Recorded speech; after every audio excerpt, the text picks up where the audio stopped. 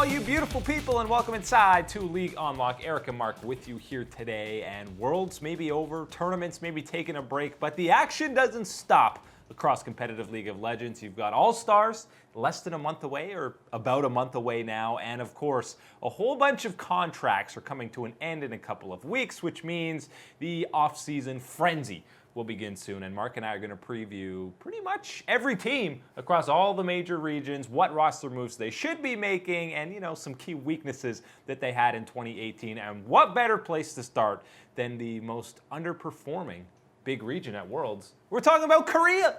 The LCK. Oh, I thought we were going to be talking about the For Fun region NA when you're talking about disappointments at Worlds. Nuh-uh. This time, it's all about the disappointment that the Korean fans unfortunately had this year, with none of their teams making it out of that quarterfinal stage.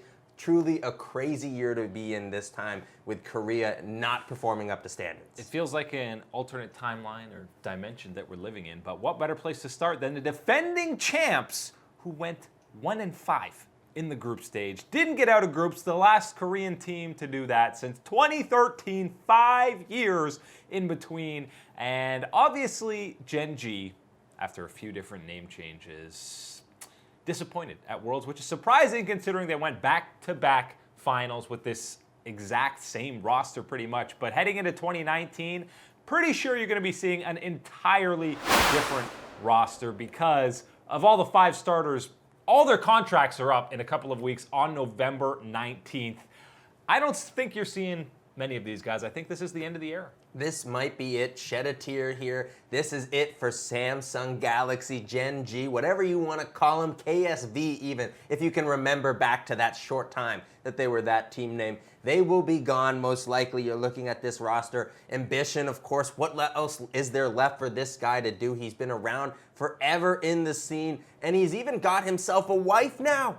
Dude doesn't need to be playing League of Legends. He's already hit the main goal here. End game for Ambition. Would love to see him continue his career, but don't expect to see it. Also, Crown, as we know, he's had some issues with depression in the past and hasn't really felt motivated to be playing on the world stage as a League of Legends professional. So I don't know exactly what the status of his career will be. And we know he got a lot of flack after this Worlds, especially at this Worlds, was not up to the snuff that you needed to be against some of these other mid laners on the global scale. And then when you're looking elsewhere on this Gen.G roster, yes, Cuvée has at times shown you some strength, but it wasn't enough this year. And I think really if you're considering anything to hold on to in this roster, it's got to be your bot lane of Ruler and Core JJ if he wants to be staying there as the support. This has to be where you keep your value here.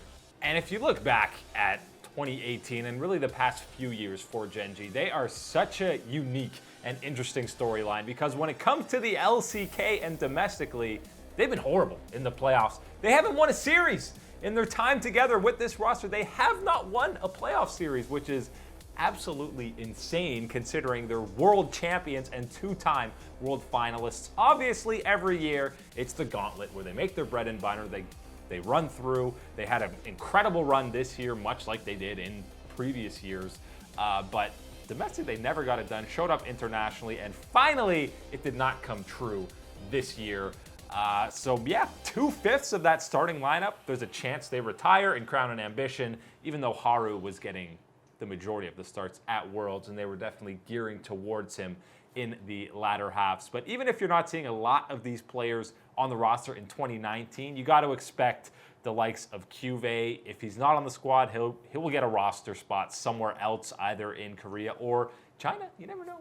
Everyone loves to go to China from Korea. And Mark, you talked about that bottom lane. That is got to be the focus for Gen.G, and specifically Ruler in that bottom lane. That is who they should be putting all their emphasis on at least retaining this guy going forward into 2019, because even though, like much of the rest of the roster, didn't look great at Worlds, and of course the Asian Games debacle, we'll forget about that, but he's still a world-class AD carry and one of the best in Korea. I don't know what you're talking about with the Asian Games. Can't even find the videos of him struggling there. But in all seriousness, Ruler has to be the guy that you want to be keeping if you're Gen.G. Moving forward, you've seen that Ruler has shown himself to be absolutely that elite level of AD carry that you need to have at the world level to be able to find success. Yes, we haven't seen it completely this year, where he hasn't popped off in the ways that we want to be watching on the world stage yet, into matches such as China at the Asian Games, mostly members of RNG, but certainly struggled there. And then again, was not up to the level that he needed to be at the group stage here at Worlds this year. If he's going to be gone, I don't like exactly what Gen.G is doing, because he needs to be the pillar that you build around on this roster. Yeah, well, if he's going, then yeah, it's a full rebuild with an entirely new roster. But thankfully, it looks like the name Gen.G is going to stick. We're not going to have a fourth name change in a fourth split, because they've already got teams across multiple esports now that are underneath the Gen.G banner. So hopefully this is the one that's going to stick. And I mean, it's better than KS. Yeah. Oh, and it's important that they've also locked down and got themselves a brand new esports center in Seoul themselves. Big practice facility for the team. Top of the notch, state of the art, everything ready. No excuses for this team moving on towards next year. And I mean, it really is just a big question mark. Even their head coach, their contract is up. That's going to be the theme, by the way, for this offseason, is the majority of these contracts are up November 18th or 19th of this year. Some are extended through 2019 or 2020. But for Gen.G, they're going to have some serious decision-making to go through for upper management, because, I mean, you can't just run back this roster again, because clearly some guys like Ambition and Crown are definitely feeling like they're on their way out. So there's going to be some tough decisions to be made. Cuve, you keep him on the roster, or do you send him somewhere else? In the Gauntlet, he looks great. Yeah. At times in the regular season, he looks terrible. It's hard to say, because it hasn't really ever shown up domestically for Cuve to really pop off and show his worth there, and especially in a region like the LCK, where you need to have one of those top laners that can carry and steal you performances in these games. It doesn't seem that Cuve is able to do that domestically. We have seen it in the Gauntlet, and yes, we are able to see it every once in a while here at Worlds, that he finds a way to pop off and make that split push happen, but it hasn't happened often enough. And I think if you are going to retool this Gen.G roster, you do it without Cuve.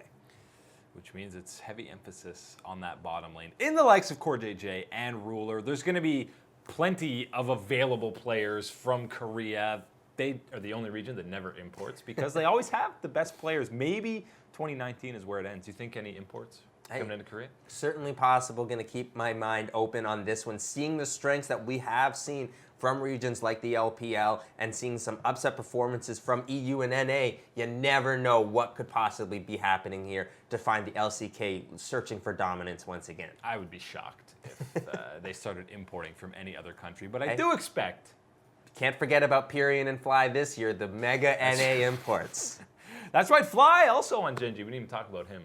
We'll see if... It might be the end of his time, too. Yeah, maybe they start with him. He looked great in the regular season. If Crown does step down, maybe they just stick with Fly if they can't get any other better talent. But we'll see what happens for the two-time world finalists and not defending champs anymore. They are not the defending champs. 27 world championships. A lot of question marks for Gen.G.